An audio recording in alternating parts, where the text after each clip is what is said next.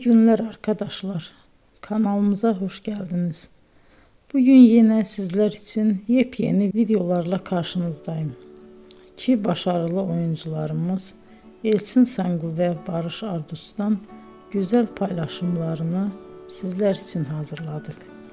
Elçin Sangu, Sevdim Alabora, Yalancı ve Mumları, Kiralık Aşk, İyi Günde Kötü Günde bu dizilerde rol almış ve herkes tarafından çok beğenilmiştir.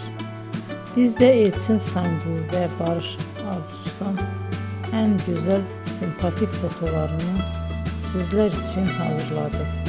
Bu karelerin devamını istiyorsanızsa emeğe saygı olarak kanalımıza abone olup yorum yazmayı unutmayın arkadaşlar.